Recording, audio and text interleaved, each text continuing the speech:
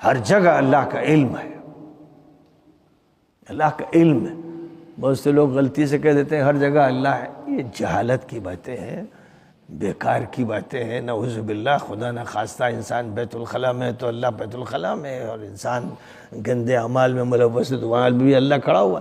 یہ سب جہالت کی باتیں ہیں۔ ہندوؤں کے ہاں یہ تصور ہے، اور یہی تصور اوم کے بارے میں ہے، جس میں مولانا ارشد صاحب کو غلط فہمی ہو گئی، اور انہوں نے اللہ کے بارے میں یہ کہہ دیا کہ بھائی اوم کا جیسے تصور ہے وہ ہوا کی طرح ہے، اللہ بھی ہوا کی طرح ہے۔ نعوذ باللہ ثم نعوذ باللہ، اللہ تو ہوا کا خالق ہے، خود اللہ ہوا تھوڑی۔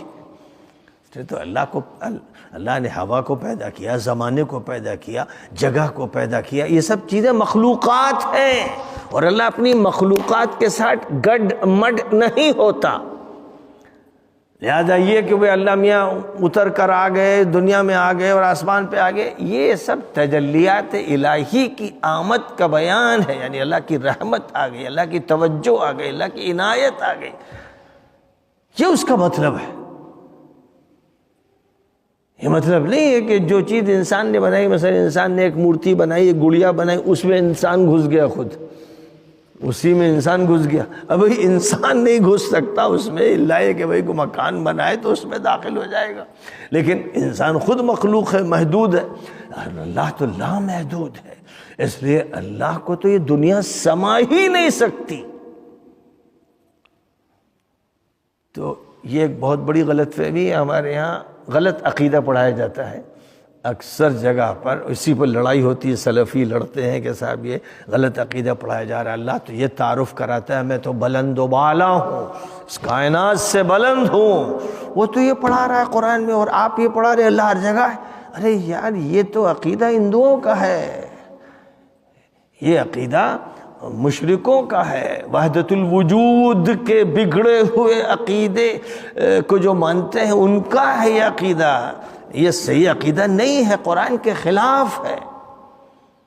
ہاں اللہ کا علم ہر جگہ ہے، اس کی واقفیت ہے، کوئی چیز بھی، کوئی ذرہ بھی، کوئی پتہ بھی اس کے علم سے اوجھل نہیں ہے، یہ معنی ہوتے ہیں۔ یہ معنی نہیں کہ اللہ ہے، ہر جگہ اللہ ہے، کوڑا کرکٹ، گندگی، سینما گھر اور فحاشی کے اڈے، وہاں اللہ موجود ہے۔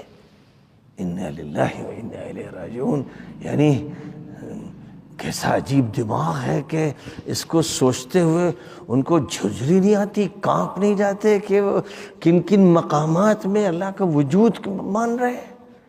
اللہ جو پاک ہے، جو بلند و بالا ہے، اس کی یہی صفت اعلیٰ ہے، اس کو بتا رہے ہیں کہ صاحب وہ ہر جگہ موجود ہے، یعنی پھر ان کے ساتھ وہ شامل ہے، نعوذ باللہ، جہاں گندگیاں، غلاظتیں، بدماشیاں، نجاستیں، وہاں بھی اللہ ہے۔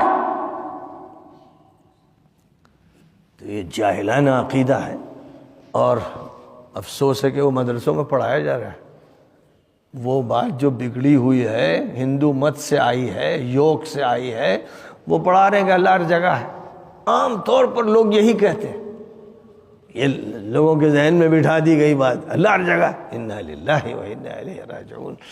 اللہ کے ساتھ اتنا ادب بھی نہیں معلوم۔